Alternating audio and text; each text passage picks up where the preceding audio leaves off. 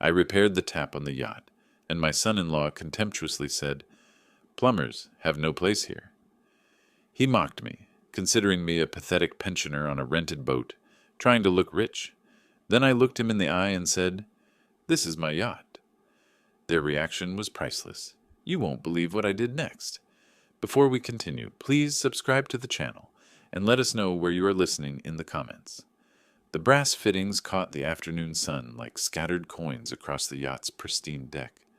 I stood near the railing of the Serenity, hands clasped behind my back, watching my family approach the gangway. The Newport Marina stretched out before us, a forest of masts swaying gently in the May breeze. My heart hammered against my ribs. 2 months of planning had led to this moment. Derek stepped aboard first, his designer loafers clicking against the teak deck. His eyes swept across the yacht's length, taking in the polished chrome, the leather seating arranged beneath the canopy, the sophisticated navigation equipment gleaming in the pilot house. His jaw dropped for a split second before his familiar smirk returned. "Well, well," he said, running his manicured hand along the butter-soft leather of the main seating area. "How the hell did you afford this floating palace, Ronald?" The words hit me like a slap. Not Dad, not even Ron. Ronald. Always Ronald, delivered with that particular tone that made my name sound like something distasteful. Lindsay followed him aboard, her designer handbag clutched against her chest. She glanced around nervously, her cheeks flushing pink. "Dad, please tell me you didn't blow your entire retirement savings on this." Her voice carried that familiar note of embarrassment I'd grown to dread. "It's beautiful, Mr. Parker," Sarah offered gently, William nodding beside her as they stepped onto the deck. "Thank you for inviting us." Derek was already exploring, his fingers trailing across the control panel like he owned it. "This navigation system alone costs more than most people make in a year." "Jesus, Ronald, what were you thinking?" He laughed, but there was no humor in it. "Playing yacht club member at your age?" My chest tightened. I'd rehearsed this moment countless times, imagining Lindsay's joy when I revealed the surprise. Instead, I watched her fidget with her purse strap, avoiding my eyes. "I thought it would be nice for the family to spend some time together," I managed, my voice steady despite the storm building inside me. "Time together on what? Your midlife crisis?" Derek opened a storage compartment, peering inside like he was appraising inventory. "I mean, I get it. You want to feel successful, but this is just embarrassing. How much debt did you take on for this fantasy?" Lindsay touched his arm lightly. "Derek, maybe—" "No, honey. This is concerning." He turned to face me fully, his arms crossed.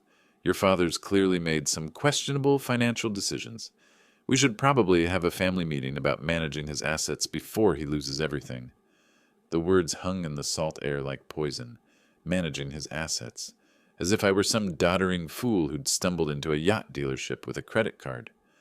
"The rental company assured me everything was in order," I said carefully, keeping my voice level. The lie tasted bitter, but it was necessary. For now. "Rental?" Derek's eyebrows shot up. "Well, that's slightly less insane, though still pretty ridiculous for someone living on Social Security." My hands clenched behind my back. Social Security. I'd built 3 companies from nothing, sold them for figures he couldn't comprehend, invested wisely for decades. But I wore khakis and polo shirts, drove a modest sedan, lived in my same small house. To Derek, that made me poor. "Why don't you all explore below deck?" I suggested, needing space to breathe. "I'll prepare some refreshments." "Come on, babe," Derek said to Lindsay, already heading toward the cabin entrance. "Let's see how much your dad spent on his little boat adventure."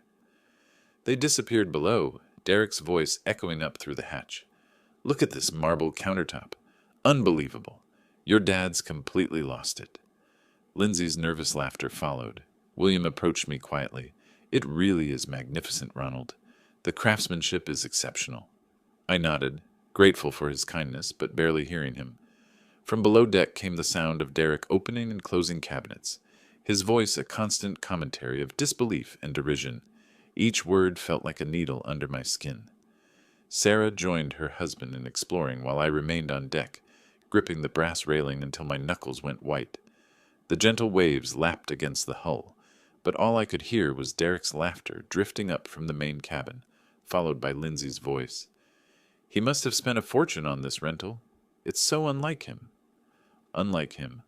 My own daughter, discussing me like I was a stranger who'd suddenly developed delusions of grandeur. The sun felt too bright, the breeze too cold.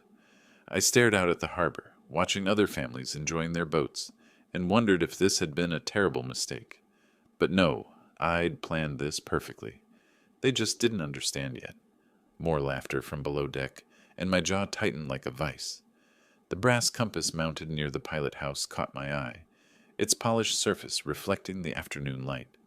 I reached out and touched it gently, remembering another day, another moment when I'd touched this same compass and felt nothing but pure joy. 2 months ago, March 22nd, I stood in the showroom at Maritime Luxury Yachts, wearing my best navy suit, the one I'd kept for special occasions. The salesman, a polished young man named Trevor, guided me through the specifications of the Serenity for the third time that week. The master cabin features a queen bed and full bathroom, Trevor explained, his voice professional but warm. The guest cabin has twin bunks that convert to a double, perfect for family trips. I nodded, imagining Derek and Lindsay's faces when they discovered their own private quarters. The yacht stretched 42 feet of pristine fiberglass and chrome, every surface gleaming under the showroom lights. I ran my hand along the same brass compass, thinking about teaching future grandchildren to navigate by the stars. "And you're certain about the financing terms?" I asked, though I'd already decided. The $2.8 million check was folded in my jacket pocket, drawn on an account Derek couldn't imagine existed. "Absolutely, Mr. Parker. Full payment today means immediate delivery after the safety inspection and registration." Trevor smiled.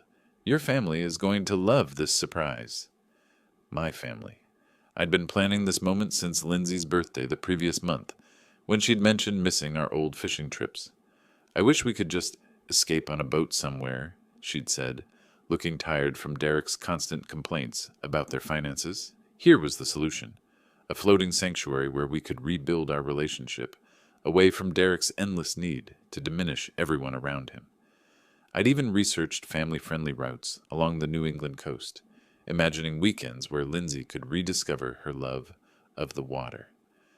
"I'd like to add some personal touches," I told Trevor. "Family photos in the main cabin. Maybe install a sound system for music during dinners." "Of course, we can coordinate with our interior design team." I signed the papers with a steady hand, my excitement building with each signature. This wasn't just a yacht purchase, it was an investment in healing. The money came from Margaret's life insurance, funds I'd been saving for something meaningful. What could be more meaningful than bringing my daughter back? Trevor handed me the keys, 2 small pieces of metal that represented months of careful planning. "Will you be taking possession today?" "Next month," I said. "I want to surprise them by presenting it as a rental first, then revealing the truth during our trip." The strategy had seemed brilliant then. Let them enjoy the yacht without the pressure of knowing its true cost, then reveal the gift when they were already in love with it.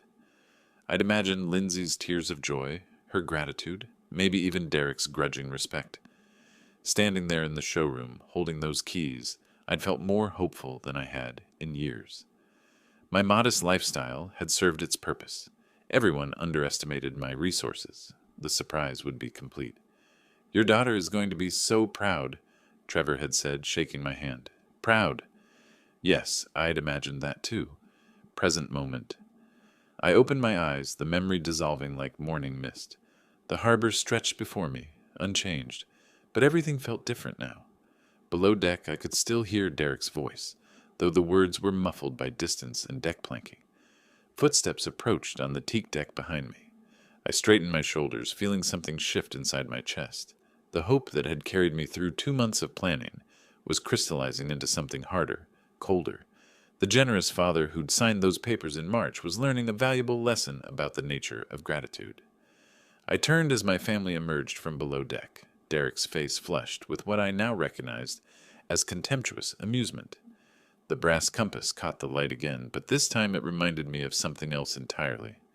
Navigation required knowing exactly where you stood before plotting your course. "Ronald, this is absolutely magnificent." William's voice carried genuine appreciation as he emerged from the yacht's stairway, his weathered businessman's hands trailing along the polished handrail. "The craftsmanship is extraordinary.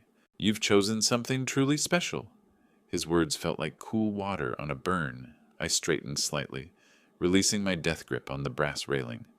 Sarah followed behind him, her silver hair catching the afternoon light, eyes bright with sincere admiration. "The woodwork below is stunning," she added, settling her light cardigan around her shoulders. "That mahogany dining table, it's museum quality." Derek snorted, stepping up behind his parents with Lindsay close beside him. "Yeah, well, when you're spending someone else's money on a rental, might as well go big, right?" He gestured expansively at the yacht's gleaming surfaces. "Dad probably spent more on this weekend than Ronald makes in 6 months." The comparison hit like a physical blow. William stiffened almost imperceptibly, while Sarah's smile faltered for just a moment. Lindsay let out that nervous laugh I'd grown to dread, the sound sharp against the gentle lapping of waves. "Derek," William said quietly, but his son was already moving past them, running his fingers along the chrome fittings like he was appraising merchandise. "I mean, look at this sound system," Derek continued, touching buttons on the entertainment console. "Top of the line. The rental company probably charges extra for every feature. What's this costing you, Ronald? $2,000 for the weekend? 3? My jaw clenched. 3,000 wouldn't cover the monthly dock fees. "It's beautiful, Dad," Lindsay said, but her tone carried that familiar note of worried embarrassment. "Though maybe next time we could do something more practical?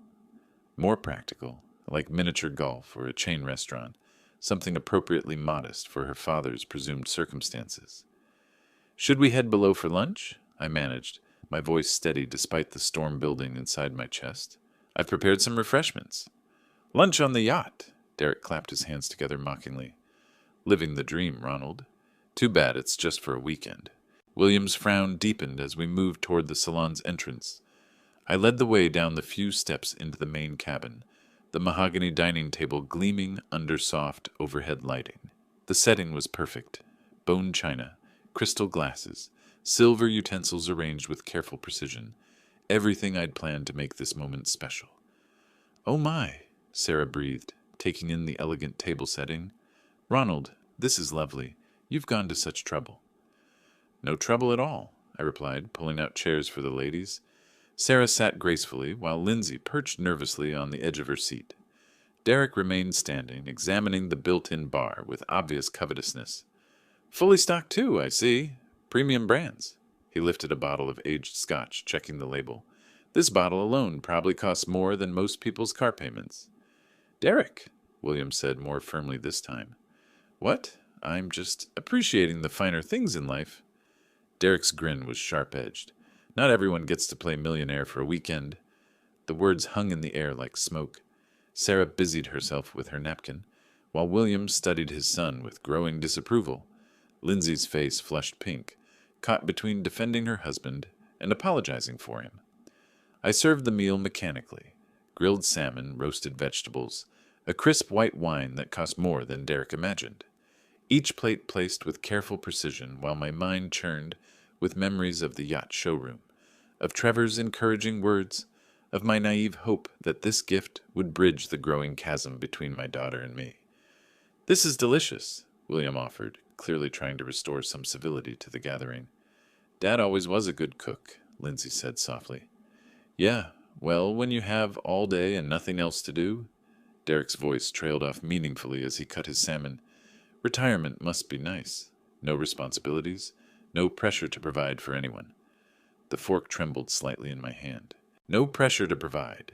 I'd provided for 3 decades, built companies from nothing, created wealth beyond his comprehension. Now I was offering my greatest treasure, this floating sanctuary purchased with my beloved Margaret's memory, and receiving nothing but contempt in return. "Derek!" William's voice carried a warning now. Perhaps what, Dad?" Derek looked up from his plate, eyes bright with challenge. "I'm just making conversation. Isn't that what family dinners are about?" The silence stretched taut as a piano wire. Sarah reached for her wineglass with slightly shaking fingers. Lindsay stared at her food like it might provide escape. William's jaw worked silently, a father watching his son reveal himself as someone he didn't recognize.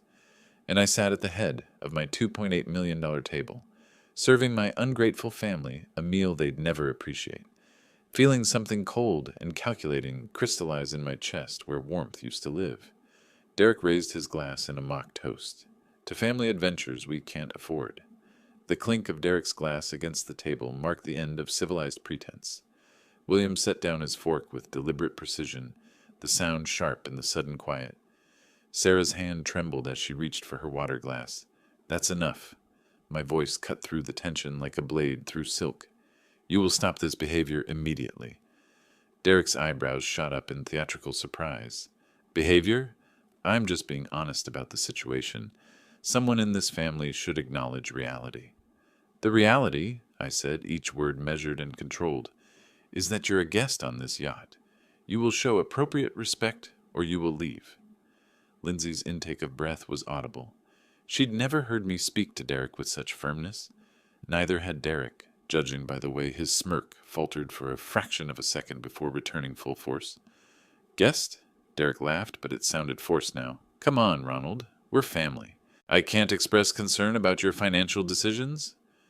"Your concern?" I replied, setting my own utensils down with careful precision. "Sounds remarkably like mockery." William cleared his throat uncomfortably. "Son, perhaps we should what?" Derek's voice rose slightly, his composure cracking. "Pretend Ronald isn't making questionable choices? Pretend this yacht rental isn't way beyond his means?" He gestured around the elegant cabin. "Look at this place. The rental fees alone could probably fund his groceries for months." The calculation in his eyes was naked now, measuring cost against my perceived worth, finding me desperately wanting. He leaned back in his chair, arms crossed, the picture of smug superiority. "I built a successful IT consulting firm from nothing," he continued, his voice gaining confidence. "I understand money, understand value. And this?" He waved dismissively at the crystalline china. "This is someone trying to play in a league where he doesn't belong." Sarah's face had gone pale. William's knuckles were white where he gripped his napkin. Even they could see their son had crossed a line that couldn't be uncrossed. But Lindsay, my own daughter, nodded slightly. A tiny motion, barely perceptible, but I caught it. She agreed with him. After everything I'd sacrificed, everything I'd given, she saw me through his eyes. A pathetic old man pretending to wealth he didn't possess. The betrayal hit harder than any of Derek's insults. "I think," I said, my voice deadly quiet, "you should excuse yourself from this table." Derek's laugh was sharp as breaking glass. "Excuse myself? From a rented yacht?" He stood abruptly, his chair scraping against the floor. "Maybe I will. Suddenly the air feels a bit stifling in here." He moved toward the stairs leading to the deck, pausing at the threshold. "Don't worry about cleaning up, Ronald. I'm sure the rental company has people for that. Wouldn't want you to strain yourself." His footsteps echoed on the deck above us, deliberately heavy, claiming space that wasn't his to claim. The salon fell silent except for the gentle creaking of the yacht against its moorings. William spoke first, his voice thick with embarrassment. "Ronald, I apologize. That was completely unacceptable." "Inexcusable?" Sarah added, her eyes bright with unshed tears. "I don't know what's gotten into him." Lindsay said nothing, staring at her untouched salmon, like it held the secrets of the universe. When she finally looked up, her eyes were defensive. "He's just protective of family finances," she said quietly. "We've been talking about buying a house, and money is tight, and seeing this—" She gestured helplessly around the cabin. "It's hard to understand the priorities." The priorities. My priority had been creating a memory, a gift, a bridge back to the daughter I was losing. Her priority was maintaining her husband's comfortable illusions about his superiority. I stood slowly, gathering plates with steady hands despite the earthquake happening inside my chest. Of course, I understand completely. But I understood more than she realized. I understood that my generous father's heart had been naive, that love wasn't enough to overcome contempt, that respect couldn't be bought with gifts. I also understood that Derek had just made the gravest mistake of his life. From above deck came the sound of cabinet doors opening and closing, Derek exploring areas he had no business accessing, making himself at home on what he thought was someone else's yacht. The irony would have been amusing if it hadn't been so infuriating. "I'll just tidy up. I said, stacking plates with mechanical precision. "Why don't you all enjoy the afternoon air on deck?" As they filed out, leaving me alone with the ruins of my carefully planned meal, I allowed myself one moment of pure crystalline rage. Then I began to plan. Derek wanted to play games with someone he thought was beneath him. He was about to discover just how wrong he could be. The sound of Derek's footsteps retreated across the deck above us, each step deliberate and heavy with wounded pride. I continued stacking plates with mechanical precision, but my mind was racing.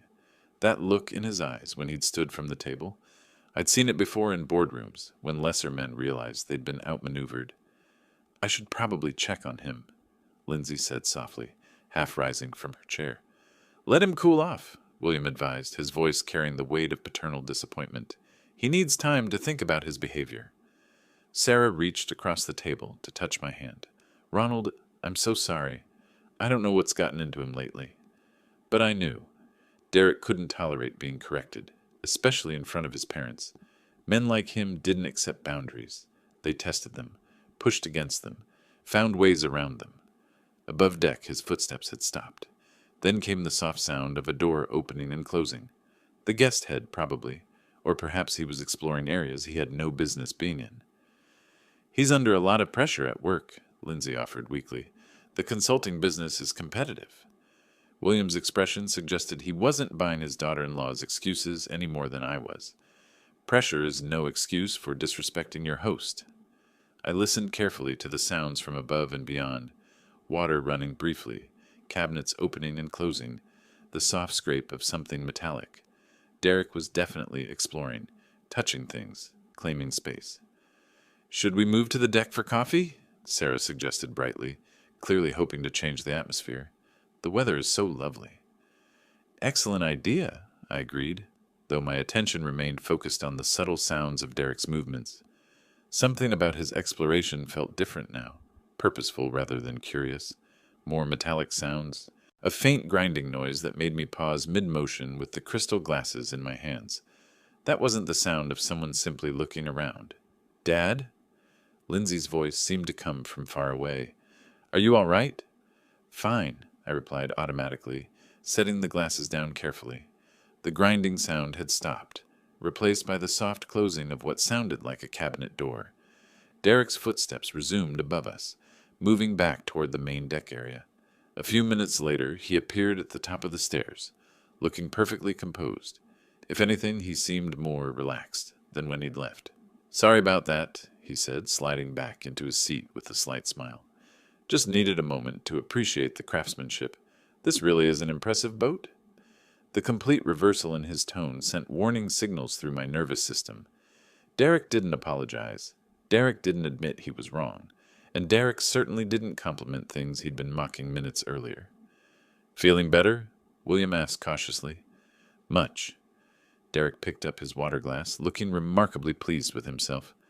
"Actually, I was thinking maybe I should help with the cleanup. It's the least I can do after, well, you know." Lindsay's face brightened immediately. "That's sweet of you, honey." But I was studying Derek's expression, noting the way his eyes avoided mine, the slight upturn at the corner of his mouth that suggested private satisfaction rather than genuine remorse. "I could wash up the dishes in the galley," he continued.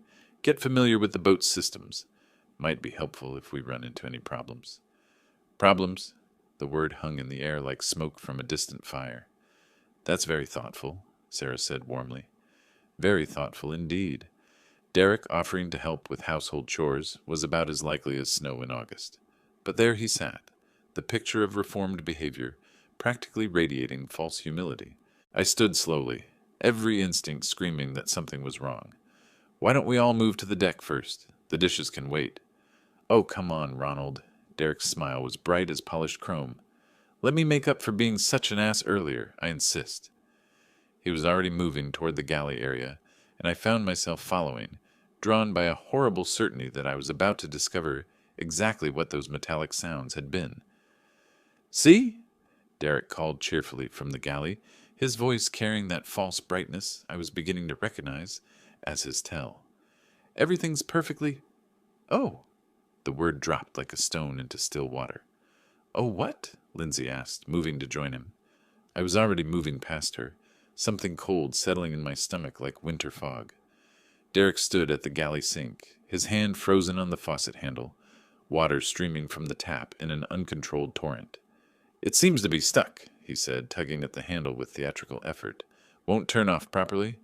Must be one of those quirky old boat problems." But I was looking at the base of the faucet, where the chrome finish showed fresh scratches, deep gouges that hadn't been there this morning when I'd prepared coffee, scratches that could only come from someone using excessive force, or the wrong tool. "Let me take a look," I said quietly, moving Derek aside. The handle moved stiffly under my grip, the internal mechanism grinding in a way that spoke of damaged parts. This wasn't wear and tear. This wasn't even aggressive use.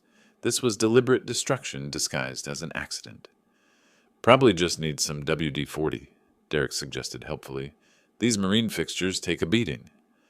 I knelt to examine the base more closely, running my fingers along the gouged chrome. The scratches formed a pattern consistent with plier marks. Someone had gripped the faucet with considerable force, twisting until something gave way inside. "Dad, can you fix it?" Lindsay asked, genuine concern in her voice. "It's definitely broken," I said, standing slowly. "The internal valve mechanism has been damaged." Derek nodded sympathetically. "Rental equipment, you know? Probably gets rough treatment from previous guests. Good thing it happened now instead of in the middle of the night." The casualness of his explanation, the way he immediately shifted blame to imaginary previous renters, confirmed what I already knew. But confronting him here in front of everyone would accomplish nothing except creating a scene. "I should contact the marina," I said carefully. "See about getting a repair technician out here." "On a Saturday?" Derek shook his head. "Good luck with that. You might be stuck with it for the weekend." The barely concealed satisfaction in his voice made my hands clench involuntarily. He was enjoying this. Not just the inconvenience he'd caused, but the opportunity to play the helpful, sympathetic family member while I dealt with rental problems. William approached, examining the faucet with a businessman's eye for detail. "That's odd. The damage looks almost deliberate." Derek's smile never wavered. "Salt air is murder on these fittings. Probably been corroding for months." But William was frowning now, his engineer's background making him see what Derek hoped to hide. "Ronald, this looks like tool marks. See these gouges here?" "Could be from previous repair attempts," Derek suggested quickly. "You know how it is. Someone tries to fix something themselves, makes it worse." The lie came so smoothly, so naturally, that I almost admired its audacity. Derek was betting that his word as family would carry more weight than evidence, that no one would seriously consider he might deliberately sabotage his host's property. "I'll need to check the boat's maintenance manual," I said finally. "See what the manufacturer recommends for this type of failure." What I actually needed was to check the security cameras I'd had installed last month, high-definition recordings that would show exactly what Derek had done and when. "Want me to help look?" Derek offered. "I'm pretty good with technical stuff." "No need," I replied, forcing a smile. "I know where everything is." He shrugged, the picture of disappointed helpfulness. "Whatever you think is best. Just trying to pitch in." As the family moved back toward the deck area, Derek lingered for a moment, ostensibly checking that the water was fully turned off. But I caught him glancing around the galley with the satisfied air of someone admiring his handiwork. "Funny how these things happen," he said conversationally. "One minute everything's fine, the next minute you've got a repair bill." The threat was subtle but unmistakable. This was just the beginning. Derek had discovered he could damage my property with impunity, safe in the knowledge that his family connection protected him from suspicion. He was about to learn how wrong he could be.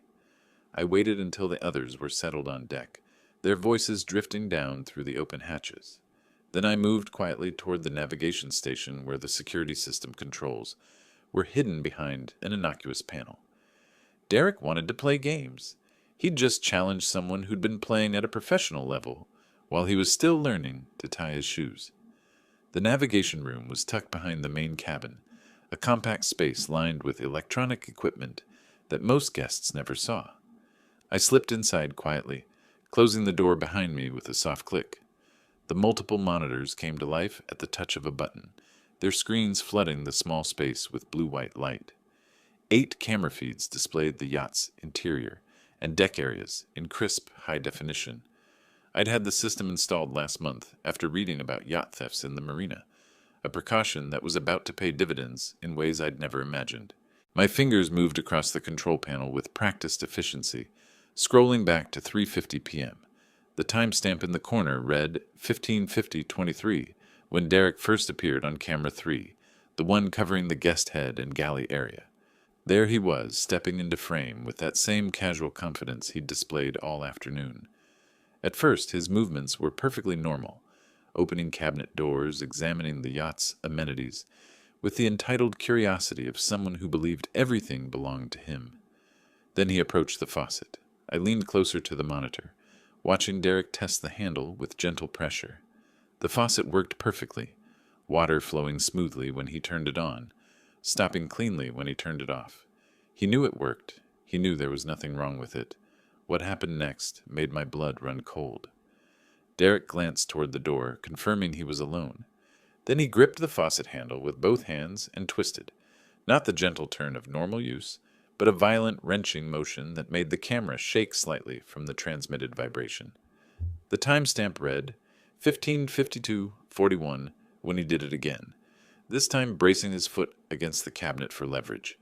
I could see his face clearly now, the concentration as he applied maximum force, the slight smile of satisfaction when something gave way inside the mechanism. He tested his handiwork, watching water stream uncontrollably from the broken fixture. Perfect. Exactly the kind of accident that would embarrass his host and prove his point about inferior rental equipment. But Derek wasn't finished. Camera 4 caught him opening drawers, searching until he found a dish towel to wipe away any metal shavings from his forced entry. He even ran his finger along the base of the faucet, checking for evidence of his sabotage. The methodical cleanup told me everything I needed to know about Derek's character. This wasn't an impulsive act. It was calculated vandalism designed to humiliate me in front of my family. At 15:54:12, he stepped back to admire his work, that satisfied smirk spreading across his face like oil on water. He'd found the perfect way to put the presumptuous old man in his place, to demonstrate that people like Ronald Parker couldn't really afford the finer things in life. I copied the relevant footage to a portable drive, my movements automatic, while my mind processed the full scope of Derek's betrayal. This wasn't just about a broken faucet, it was about respect, about boundaries, about the fundamental contract between guest and host. From the dining area came the sound of Derek's voice, artificially concerned. "I hope Ronald isn't having too much trouble with that boat problem. These old rentals can be tricky." Old rentals. He was already spinning the narrative, painting me as someone foolish enough to rent a yacht beyond his means, someone who should expect problems with equipment he couldn't afford to buy. The irony would have been amusing if it weren't so infuriating. I ejected the drive and slipped it into my pocket, the weight of it surprisingly substantial for something so small. Evidence, proof, the kind of documentation that turned accusations into facts. Derek's voice drifted down from above. Maybe I should go check on him, offer to help. The false concern in his tone made my jaw clench. He wanted to help, all right. Help himself to a front row seat for my humiliation when I couldn't fix the problem he'd created. I powered down the monitors and stood in the darkness for a moment, listening to the gentle sound of water lapping against the hull. 40 years of business had taught me that evidence without strategy was worthless. Derek had given me the ammunition, but I needed to choose my moment carefully. The sound of footsteps above told me my time for planning was running short. I moved quietly to the yacht's tool locker, selecting a precision wrench set and pipe sealant from the well-organized compartments. My hands worked automatically, gathering what I needed while my mind churned through years of memories. The damaged faucet could be repaired. Marine-grade fixtures were built to withstand far worse than Derek's tantrum. But as I knelt beside the broken mechanism, images flooded back of all the times I'd fixed things for Derek and Lindsay, all the problems I'd solved with my checkbook and my patience. Lindsay's graduate school tuition, $40,000 over 2 years. I'd written those checks gladly, proud of my daughter's ambition to earn her MBA. Derek had been grateful then, or at least he'd performed gratitude convincingly. You're incredible, Mr. Parker, he'd said, using the formal address that now seemed less like respect and more like distance. Their wedding, $25,000 contribution. The memory stung fresh as I worked the wrench around the faucet's base. I'd insisted on paying for the flowers, the photographer, the upgraded reception venue. Every father wants his daughter's wedding to be perfect. I told Margaret's picture that night, wishing she could have been there to see Lindsay in her dress. Down payment on their house, $60,000. That had been just 2 years ago when Derek's business was experiencing a temporary cash flow issue. He'd sat in my modest kitchen, explaining how a larger down payment would secure better financing terms. His humility had seemed genuine, his gratitude effusive. This means everything to us, Ronald. I promise you'll never regret helping us build our future. The broken fixture came apart in my hands, revealing the deliberate damage Derek had inflicted. Twisted metal where smooth curves should be, forced threads that would never turn properly again. Just like the relationship between us, I supposed. Emergency car repairs, $5,000. Lindsay's medical bills, $200. The new refrigerator when theirs died, 1-800, Christmas gifts, birthday surprises, anniversary dinners I'd insisted on paying for. The list went on, a decade of generosity that had apparently purchased nothing but contempt. Each act of kindness had been met with Derek's practiced appreciation, his assurances that he'd never forget my support. Yet here I was, kneeling on the floor of my own yacht, repairing damage he'd inflicted out of spite. From above came Derek's voice, louder now. "Should we go check on Ronald? He's been down there quite a while." Lindsay's response was muffled but concerned.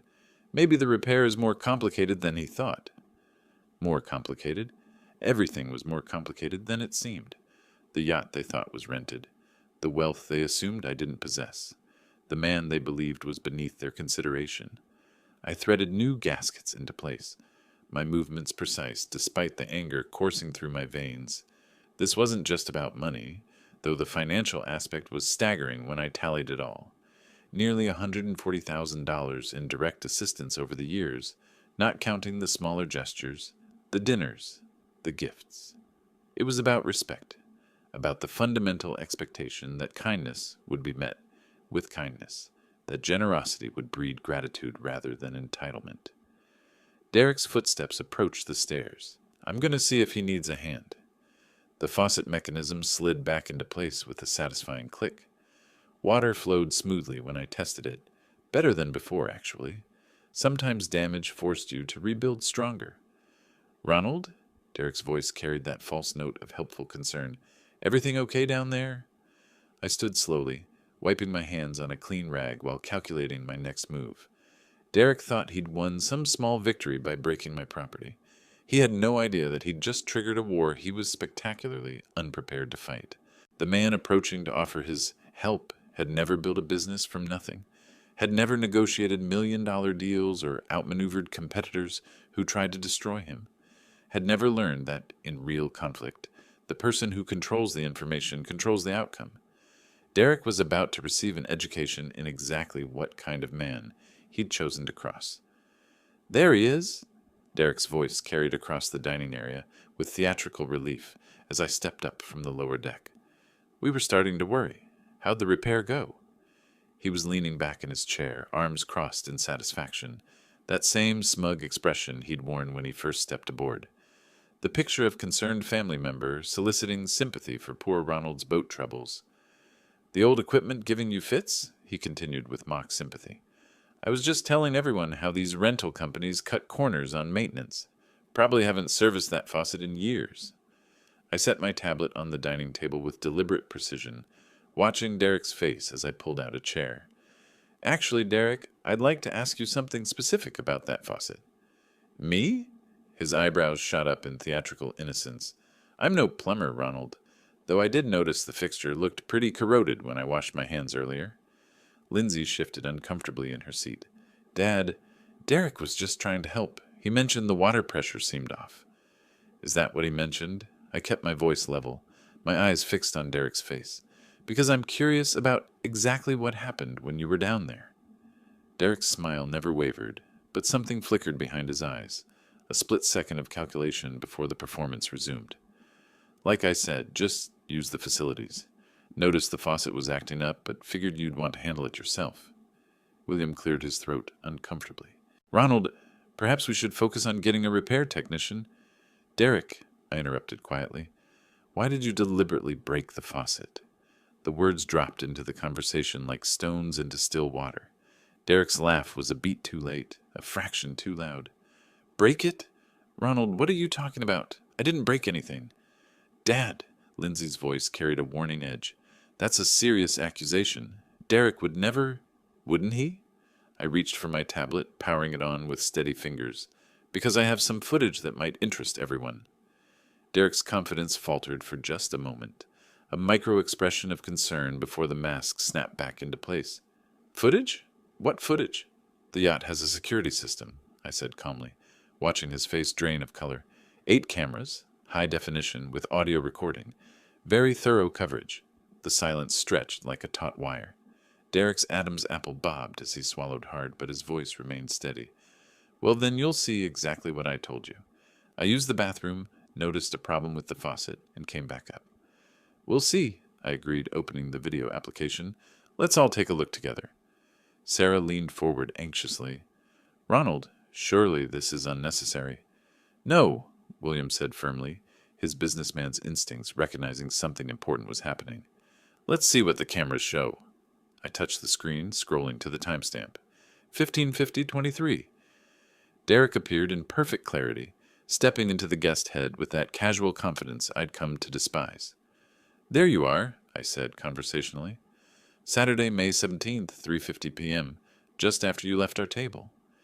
Derek's jaw tightened as he watched himself on screen, but his voice remained defiant. So, you can see I'm just using the facilities. On screen, Derek approached the faucet and tested it gently. Water flowed perfectly when he turned it on, stopped cleanly when he turned it off. The fixture worked flawlessly. Interesting, I observed. The faucet seems to be functioning normally. Lindsay leaned closer to the screen, her brow furrowed in concentration. I don't understand what we're supposed to be seeing. Keep watching, I suggested, my finger hovering over the play button. The interesting part is coming up. Derek shifted in his seat, his earlier confidence cracking around the edges. This is ridiculous. You're making a mountain out of a molehill over a simple plumbing problem. But his eyes never left the screen, and I could see the exact moment he remembered what was about to happen, what the cameras had captured, what his arrogance had made him forget in his moment of vindictive satisfaction. The timestamp here shows 15:52, I continued, my voice perfectly calm. Watch carefully. The video played in crystal clear detail, 8 cameras worth of evidence about to destroy Derek's comfortable world of lies and assumptions. On the tablet screen, Derek glanced toward the door, confirming he was alone. Then his whole demeanor changed. Gone was any pretense of normal use. This was deliberate, calculated destruction. Oh my God, Sarah whispered as we watched Derek grip the faucet handle with both hands and wrench it violently to the side. The audio was crystal clear. The grinding of metal under excessive force. The sharp crack when something gave way inside the mechanism. Derek's satisfied grunt as he felt the fixture break beneath his hands. Derek! William's voice cracked like a whip. What the hell are you doing? On screen, Derek wasn't finished. He braced his foot against the cabinet for leverage, applying even more force until the internal valve mechanism snapped completely. Water began streaming uncontrollably from the broken fixture. Lindsay's hand flew to her mouth. This can't be... But there was no denying what we were all seeing. Derek stepped back from his handiwork with unmistakable satisfaction, that same smug smile he'd worn when he returned to the table. He even ran his finger along the base of the faucet, checking for evidence of his sabotage. The timestamp shows 15:54, I said quietly. You spent 4 minutes deliberately destroying my property. Derek's face had gone chalk white. There's an explanation. I was trying to fix it when it... Fix what? William's voice was deadly quiet. The footage clearly shows it working perfectly before you touched it. On screen, Derek was wiping away metal shavings with a dish towel, methodically cleaning up evidence of his sabotage. His movements were careful, practiced, the actions of someone who knew exactly what he'd done and wanted to hide it. You even brought a towel to clean up, I observed. Very thorough. Lindsay was staring at the screen in shock. Derek, how could you? This is Dad's rental. He'll have to pay for damages. The irony of her words, protecting me from financial responsibility for damage to my own yacht, would have been amusing under different circumstances. Derek's confident mask had completely crumbled. It's not what it looks like. I was trying to help, and it broke, and I panicked. You panicked? William leaned forward, his voice heavy with disappointment. Son, we just watched you deliberately destroy someone else's property. There's no accident here, no misunderstanding. Sarah was dabbing at her eyes with her napkin. Ronald, I'm so ashamed. I don't know what to say. Derek made one last desperate attempt at defense. The faucet was obviously defective. I barely touched it, and it broke. These old boats have problems. Derek! I stopped the video and turned the tablet toward him. Would you like me to play it again? Perhaps in slow motion this time? We can count exactly how many times you wrenched the handle before it broke. The silence that followed was deafening. Derek stared at the frozen image on the screen, himself caught in the act of deliberate sabotage, his face showing clear satisfaction at the damage he'd caused. I think, William said slowly, his voice thick with disgust, we need to discuss this situation very seriously. Derek's last thread of bravado snapped. Fine. Yes, I broke the damn faucet. But can you blame me? Ronald's been acting like some kind of yacht club millionaire all day, throwing money around on rentals he can't afford, trying to make the rest of us feel small. The admission hung in the air like poison gas. Even Derek seemed shocked that he'd finally said it out loud. Lindsay was staring at her husband like she'd never seen him before. You did this on purpose? To hurt my father? To teach him a lesson about living within his means? Derek shot back, his true nature finally emerging without disguise, about not pretending to be something he's not. The perfect opening. I closed the tablet and smiled for the first time all day. Well, Derek, I said quietly, speaking of pretending to be something you're not, I think it's time we discussed exactly what you don't know about this situation. Derek's hands were shaking as he leaned forward in his chair, trying to salvage what remained of his dignity. Look, Ronald, maybe I got a little carried away, but it's just a minor repair on a rental boat. These things happen. Just a minor repair on a rental boat. The words hung in the air like the smell of sulfur after lightning strikes. You're absolutely right, I said quietly, watching his face carefully. This is about understanding what kind of person vandalizes someone else's property for sport. Vandalizes? Derek's voice cracked slightly. Come on, that's a strong word. I was frustrated. Maybe I used a little too much force, but let's keep this in perspective. We're talking about a weekend rental here. William shifted uncomfortably in his seat. Son, we all saw the video. There's no excuse for... Dad, please. Derek's mask was slipping further with each word. I made a mistake, okay? But Ronald's acting like I burned down his house. It's a rented yacht. The insurance will cover it. Rich guys like the owner probably write this stuff off as business expenses anyway. Rich guys like the owner. The irony was so perfect it felt scripted. You keep mentioning that this is a rental, I observed, picking up my tablet and setting it aside with deliberate care. You seem very concerned about the financial implications for the owner. Well, yeah. Derek straightened slightly, sensing an opportunity to regain moral high ground. I mean, you're obviously way over your budget here, Ronald. This whole yacht club fantasy, it's not sustainable. Someone like you trying to play millionaire for a weekend, it's just sad. Lindsay winced visibly. Derek, please don't. Someone like me? I repeated softly. Look, no offense, but let's be realistic. Derek was warming to his theme now, the familiar arrogance creeping back into his voice. You're a retired... what? Plumber? Carpenter? Living on Social Security, trying to impress us with boats you can't afford. It's embarrassing, Sarah gasped audibly. William's face had gone red with shame. But Derek wasn't finished. Guys like you don't belong on yachts like this. You belong in fishing boats. Maybe a pontoon if you save up. This? He gestured around the elegant cabin. This is for people who actually earned it. The silence that followed was absolute. Even the gentle lapping of water against the hull seemed to pause, waiting for what came next. I stood slowly, my hands steady, my voice calm as morning mist. "Derek," I said, "this is my yacht." The words dropped like anvils into still water. Derek's mouth opened, then closed, then opened again without sound emerging. Lindsay's hand flew to her chest. William looked like he'd been struck by lightning. "Your... what?" Derek's voice was barely a whisper. "My yacht," I repeated clearly. "I bought it in March for $2.8 million. Cash." The color drained from Derek's face so quickly I thought he might faint. That's not possible. The Serenity is registered in my name with the Coast Guard. The marina has my credit card on file for monthly slip fees. The insurance policy lists me as sole owner. I let each fact settle before continuing. I purchased it as a gift. Lindsay found her voice first. "A gift? For who?"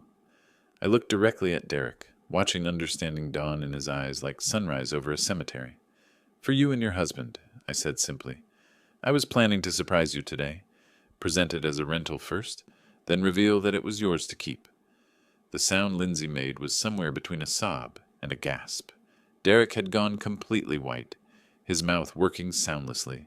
$2.8 million, William said slowly, his voice thick with dawning horror. "You were going to give them a $2.8 million yacht?" "Plus another $140,000 in direct financial support over the years," I added conversationally. "Graduate school, wedding, house down payment, various emergencies. I kept careful records." Derek finally found his voice. "We had no idea." "No," I agreed. "You had no idea that the plumber you've been mocking all afternoon was planning to give you a yacht worth more than most people's houses." The irony settled over the cabin like fog.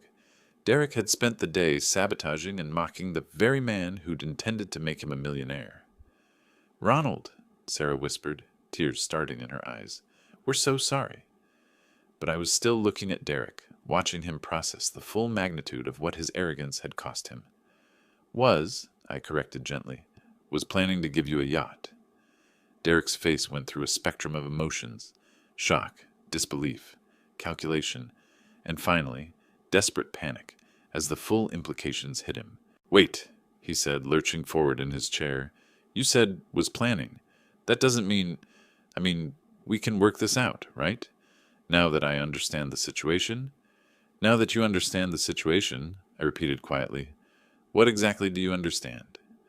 "That I made a terrible mistake. I had no idea this was your yacht, Ronald. If you'd known I owned it, you would have treated me with respect." I let the question hang in the air. "But since you thought I was just some poor retiree playing above his station, disrespect was acceptable?" Derek's mouth opened and closed like a fish gasping for air. Beside him, Lindsay was staring at her hands, finally beginning to understand the choice she'd made between her husband and her father. "That's not what I meant," Derek stammered. The stress of work and seeing you spend so much on a rental when..." "When what?" William interrupted, his voice sharp with disappointment. "When you decided your father-in-law needed to be taught a lesson about his place?" Sarah was dabbing her eyes with a tissue. "Derek, how could you do this? Ronald has been nothing but generous to this family." "I know that now," Derek's voice cracked with desperation. "But we can fix this, right? I'll pay for the faucet repair. Hell, I'll pay for a complete renovation of the galley. We can put this behind us." I walked to the yacht's large window, looking out at the peaceful harbor where other families were enjoying their boats, without sabotage or disrespect clouding their afternoons. "The faucet is already repaired," I said calmly. "Took about 20 minutes. Marine fixtures are built tough. They have to be to withstand the kind of deliberate abuse you inflicted." "Then what's the problem?" Derek's voice carried a note of desperate hope. "No harm, no foul, right?" I turned back to face him.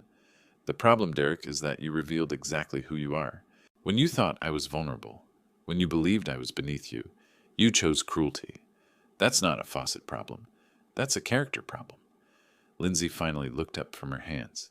"Dad, I know Derek was wrong, but..." "But what, sweetheart?" I asked gently.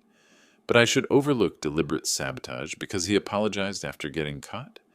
But I should ignore years of subtle disrespect because he promises to do better now that he knows I have money?" She had no answer for that. None of them did. "The yacht remains mine," I continued. The gift offer is permanently withdrawn.